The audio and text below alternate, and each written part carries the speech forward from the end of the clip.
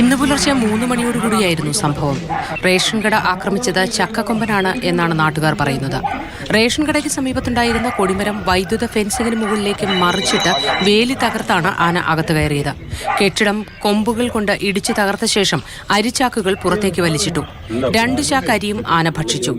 തുടർച്ചയായി അരിക്കൊമ്പന്റെ ആക്രമണം ഉണ്ടായതിനെ തുടർന്ന് ഫെൻസിംഗ് സ്ഥാപിച്ച് നവീകരിച്ച കെട്ടിടമാണ് ആന തകർത്തത്. ഇതിനു മുൻപ് 12 തവണയാണ് ഇത് റേഷൻ കടയ്ക്ക് നേരെ കാട്ടാനയുടെ ആക്രമണം ഉണ്ടായിട്ടുള്ളത്.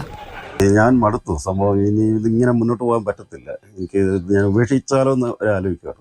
വീണ്ടും ഇതിങ്ങനെ സംഭവിക്കുമ്പോൾ അതിൻ്റെതായ സാമ്പത്തികമായ നഷ്ടം എനിക്കും ഉണ്ടാകുന്നുണ്ട്. മാനസികമായിട്ടുള്ള വേറെ ബുദ്ധിമുട്ടുകളുണ്ട്. കാട്ടാന ആക്രമണം നടന്ന സ്ഥലത്തെത്തി വനംവകുപ്പ് ഉദ്യോഗസ്ഥർ പരിശോധന നടത്തി. കഴിഞ്ഞ 2 മാസമായി കാട്ടാനകൾ പന്നിയാർ, BL റാം, ചിന്നക്കനാൽ മേഖലകളിൽ തമ്പടിച്ച് ജനജീവിതം ദുസ്സഹമാക്കുന്നുണ്ട്. മേഖലകളിൽ വ്യാപകമായി കൃഷിനാശവും വരുത്തുന്നുണ്ട്. വനംവകുപ്പ് ഉദ്യോഗസ്ഥർ അടിയന്തര നടപടി സ്വീകരിക്കണമെന്നാണ് നാട്ടുകാരുടെ ആവശ്യം. മാതൃഭൂമി ന്യൂസ്, കുമളി.